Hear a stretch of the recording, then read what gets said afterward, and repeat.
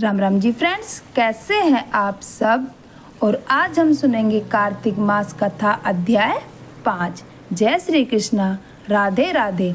भगवान श्री कृष्ण की महिमा अपरंपार है। वह किसी न किसी रूप में अपने भक्तों को दर्शन जरूर देते हैं। अगर कोई भक्त उनकी सच्चे मन से भक्ति करता है तो वह हर संभव उसकी सहायता जरूर करते हैं। अगर सच्चे मन से पूरी तरह समर्पित भाव से भगवान की भक्ति की जाए, शुद्ध बुद्ध खोकर अगर सिर्फ भगवान का ही ध्यान किया जाए, सब कुछ मोह माया त्याग कर अगर केवल प्रभु में ही मन लगाया जाए, तो भगवान अपने भक्त को कभी संकट में नहीं रहने देते हैं, उसे हर संकट से तार लेते हैं। आज के अध्याय का शुभारंभ भी भगवान कृष्ण के एक चमत्कार की कहानी से करेंगे।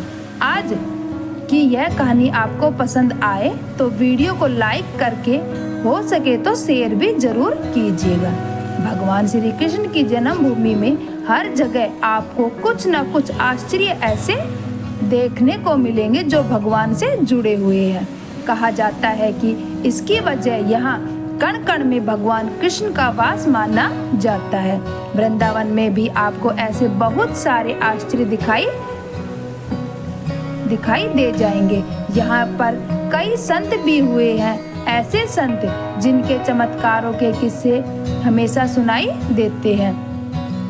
आज भी अनेक संत वहाँ पर हैं जिनके आश्चर्यजनक चमत्कारों को यहाँ आने वाले श्रद्धालु अक्सर देखा करते हैं। ऐसे ही एक चमत्कार है पागल बाबा का मंदिर और उनके पागल बाबा और उनके इस मंदिर के निर्माण की कहानी बहुत ही दिलचस्प है, आप सभी को जरूर सुननी चाहिए।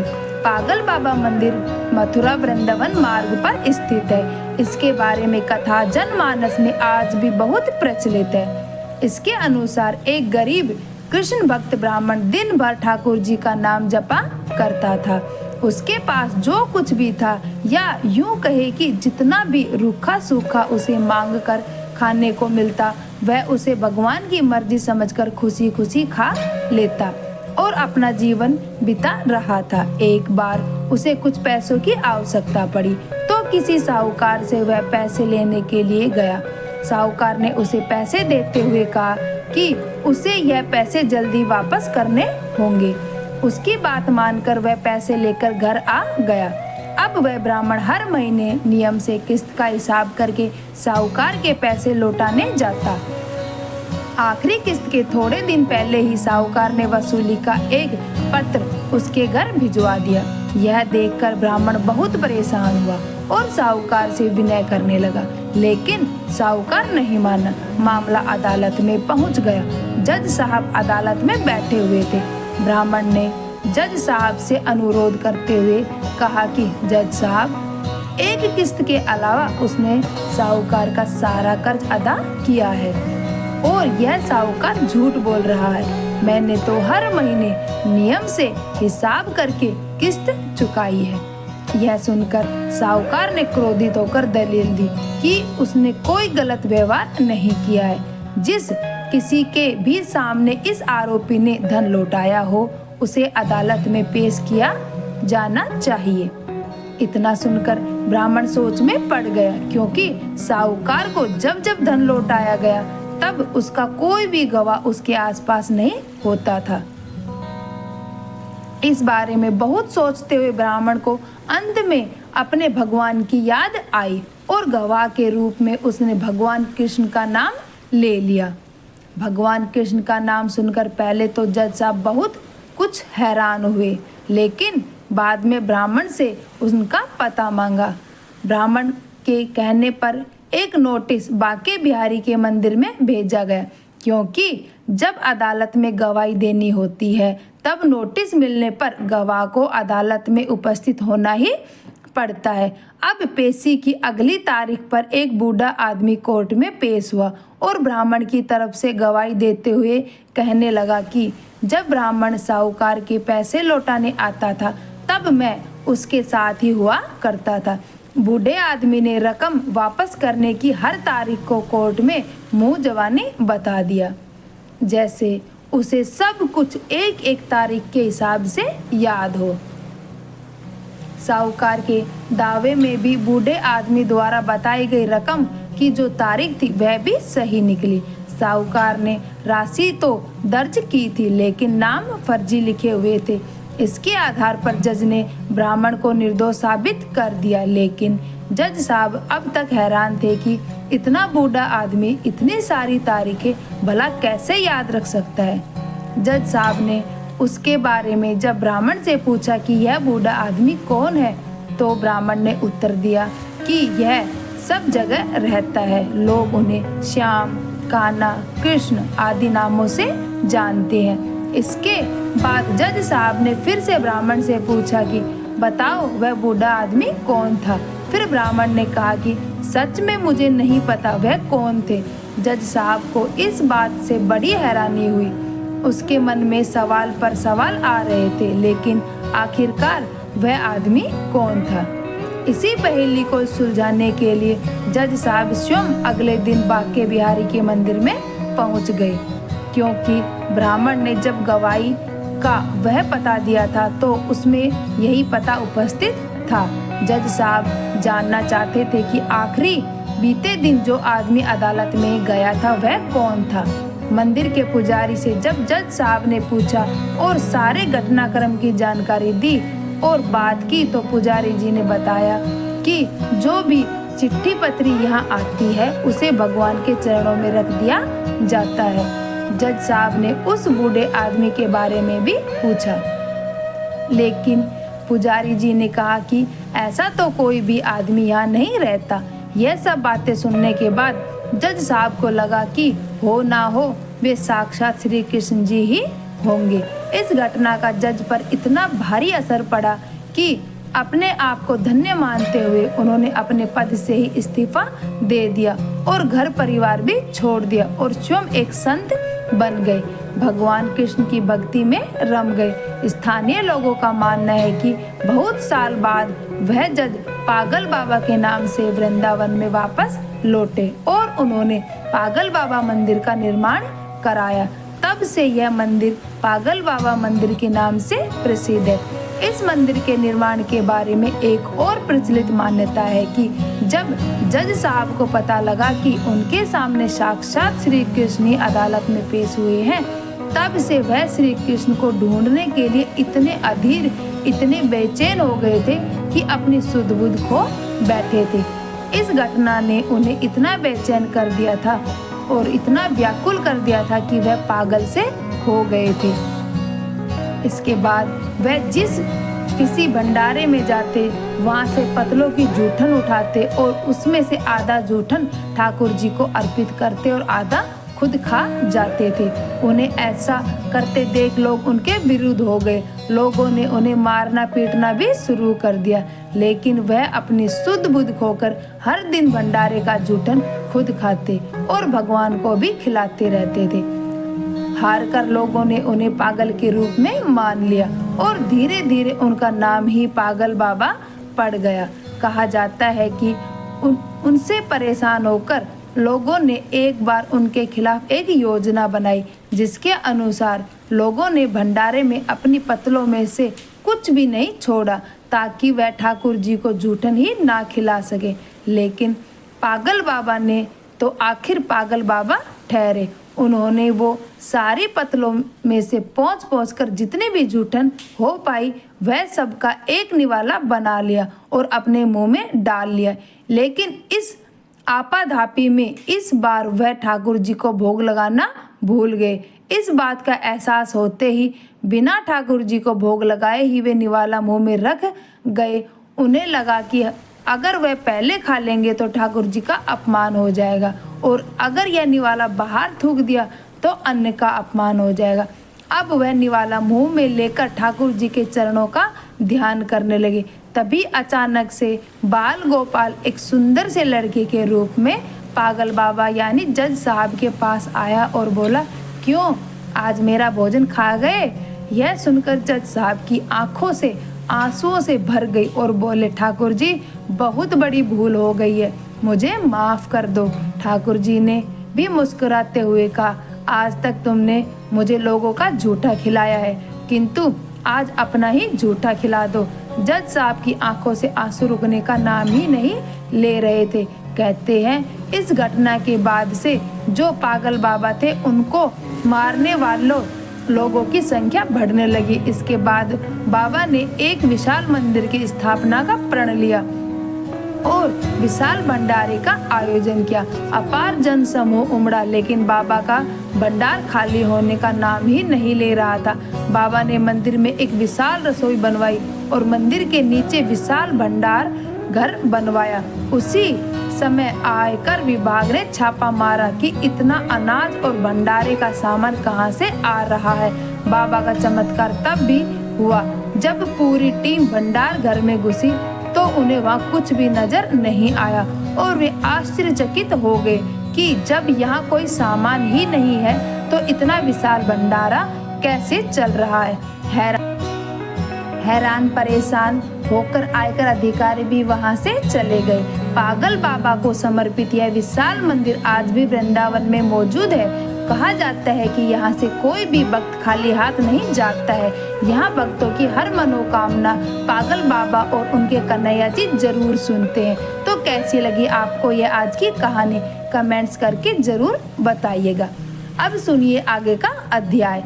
इससे पहले के अध्याय में जब भगवान श्री कृष्ण ने सत्यभामा जी को उनके पूर्व जन्म का वृतांत सुनाया, तब यह कथा सुनकर समस्त ऋषि मुनियों ने सूत जी महाराज से कहा कि हे सूत जी महाराज, अब आप कृपा करके कार्तिक मास और तुलसी जी के महात्म्य का भी वर्णन कीजिए। तब सूत जी बोले, हे ऋषियों, जो प्रश्न आपने मुझसे किया है यही प्रश्न राजा पृथु ने नारद मुनि से किया था और जो उत्तर नारद जी ने महाराज पृथु को दिया था वही आज मैं आपको सुना रहा हूँ। सो आप सब एकाग्रचित होकर सुनो। एक दिन राजा पृथु ने श्री नारद जी से पूछा कि हे देवर्षि, भगवान को तुलसी इतनी प्यारी क्यों है?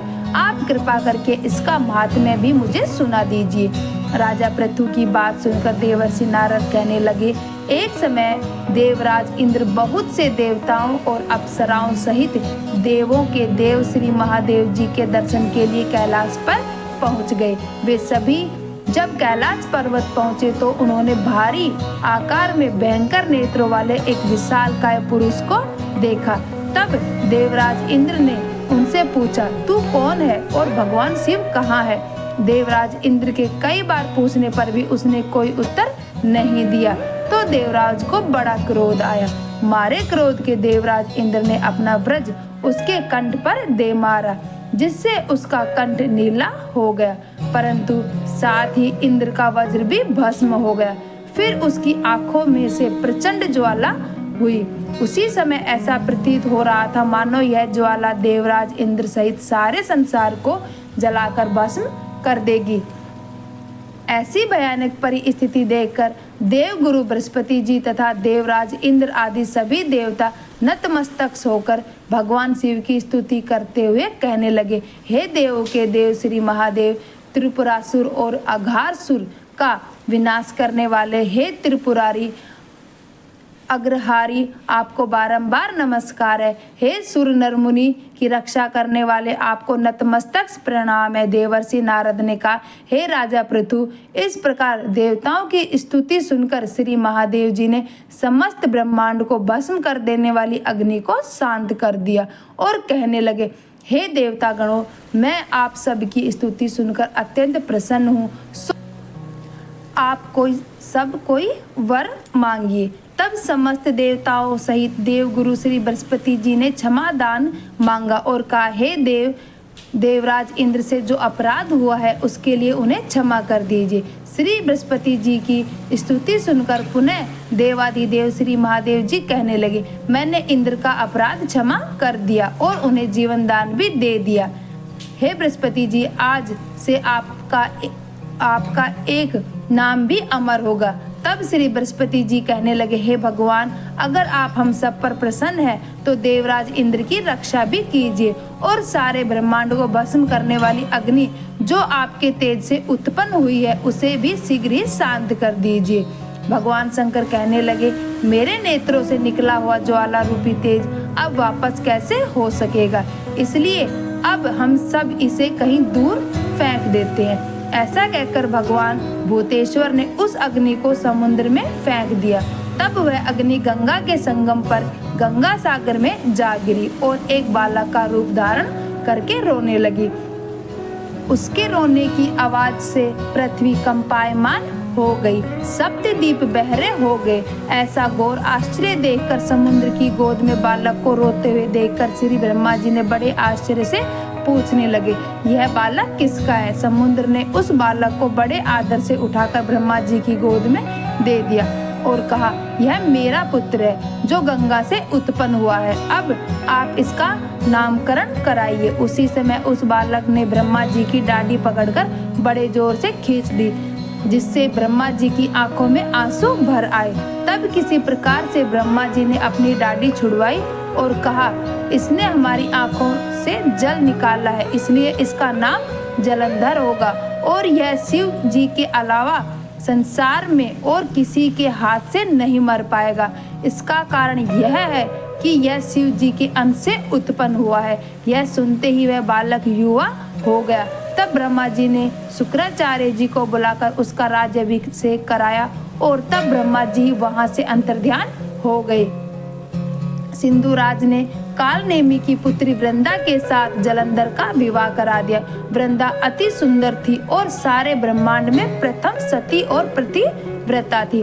परम सुंदर पत्नी पाकर जलंधर बहुत प्रसन्न हुआ, इसलिए आनंद से वह उसके साथ दिन बिताने लगे। जब जब जलंधर घर में आता तो वृंदा स्वयं अपने हाथों से पंखा करती, पांव दबाती। इस प्रकार वह अपने पति को नारायण समझकर उसकी सेवा किया करती थी। देवर्षि नारद बोले, हे राजन, अब मैं प्रतिव्रता स्त्रियों में कुछ लक्षण सुनाता हूँ। प्रतिव्रता स्त्री अपने पति के दुख में दुखी और पति के सुख में सुखी रहती है। पति के परदेश जाने पर वह विरह वेदना का अथाह दुख सहन करती है। अपने पति के पाप पुण्य में आधे की भागीदार होती है, इसलिए स्त्री अर्धांगिनी कहलाती है। जो स्त्री अपने मृत पति के साथ शमशान भूमि तक जितने कदम उठाकर जाती है, उसका एक एक कदम पर एक एक यज्ञ का पुण्य फल प्राप्त होता है। ऐसी स्त्री अपने माता पिता और पति इन तीनों कुलों को पवित्र कर देती है। जिस प्रकार सपेरा सर्प को बिल से बाहर निकाल लेता है, ठीक उसी प्रकार प्रतिव्रता सती नारी अपने पति को नरक से निकाल लेती है। जलंधर की कथा पर वापस आते हुए देवर्षि नारद ने कहा, हे राजा पृथु, देवताओं के भय से भयभीत होकर जो दैत्य पाताल लोक में भाग गए थे, वे जलंधर का अभय पाकर फिर से पृथ्वी पर आकर निर्भय घूमने लगे। उसी समय जलंधर ने राहु के कटे हुए सिर को देखा और उसने शुक्राचार्य जी से इसका रहस्य पूछा। तब उन्होंने समुद्र मंथन के समय देवताओं द्वारा अमृत को छल जाने का वृत्तांत उसे कह सुनाया। इस प्रकार अपने पिता का मंथन और देवताओं द्वारा दैत्यों का अपमान सुनकर जलंधर को बड़ा क्रोध आया। क्रोध में भरे हुए जलंधर ने अपने एक दूत को बुलवाया और देवताओं के पास भेजा। दूत ने न तो अपना मस्तक झुकाया और न नमस्कार किया, बल्कि गरज कर कहा, दैत्यराज जलंधर ने जो कुछ कह कर भेजा है वह सब कान खोलकर सुन लो। उन्होंने कहा है कि मेरे पिता समुद्र का मंथन करके जो 14 रत्न तुमने लिए हैं, उन पर तुम्हारा कोई अधिकार नहीं है। भलाई इसी में है कि वे रत्न तुम हमें वापस लौटा दो। दूत के ऐसे अभिमानपूर्ण शब्द सुनकर देवराज इंद्र भयभीत हो गए और विस्मय के साथ बोले, समुद्र सदैव हमारे शत्रु दैत्यों की रक्षा करता है, इसलिए हमने जो रत्न लिए हैं उस पर दैत्यों का कोई अधिकार नहीं है। दूत ने देवराज के ऐसे वचन सुनकर वापस लौटकर जलंधर को उत्तर सुनाया। इसे सुनकर जलंधर को बड़ा क्रोध आया और वह देवताओं को जीतने का उपाय सोचने लगा। उसने सभी दिशाओं में दूत भेजकर और पाताल में संदेश देकर समस्त दैत्यों को बुला लिया। शुंभ और निशुंभ को दैत्य दल का सेनापति बना दिया। उन्होंने दैत्य दल सहित नंदन वन में जाकर देवराज इंद्र की अमरावतीपुरी को चारों ओर से घेर लिया। तब देवराज इंद्र की आज्ञा से देवता भी युद्ध करने के लिए तैयार होकर युद्ध के मैदान में आ डटे। अनेक प्रकार के शस्त्रों से दैत्यों और देवताओं में भीषण युद्ध आरंभ हो गया दोनों पक्ष एक दूसरे को मारकर गिराने लगे। सब और रक्त की धारा बहने लगी। मरकर गिरे हुए हाथियों और घोड़ों से पृथ्वी भर गई। जो दैत्य युद्ध भूमि पर गिरकर मर जाते थे उन्हें शुक्राचार्य अपनी संजीवनी विद्या से जीवित कर देते थे। उधर देवगुरु बृहस्पति जी भी द्रोणाचल पर्वत की दिव्य जड़ी बूटियों का प्रयोग करके देवताओं को दोबारा जीवित करने लगे। जब देवगुरु बृहस्पति द्वारा जड़ी बूटियों के प्रयोग से देवता जीवित करने का समाचार दैत्यराज जलंधर ने सुना तो उन्होंने समस्त बलशाली दैत्यों को एकत्रित करके आज्ञा दी कि द्रोणाचल पर्वत उठाकर समुद्र में फेंक दो। जलंधर की आज्ञा पाते ही दैत्यों ने द्रोणाचल पर्वत उठाकर समुद्र में फेंक दिया और फिर घोर युद्ध आरंभ कर दिया। दोबारा प्रारंभ हुए युद्ध में देवता सारे मारे गए। तब देवगुरु बृहस्पति जी एक बार फिर संजीवनी बूटी लेने के लिए द्रोणाचल पर्वत पर चले गए। वहां पर पर्वत को ना पाकर और देवताओं को हार होते देखकर देवगुरु घबरा गए।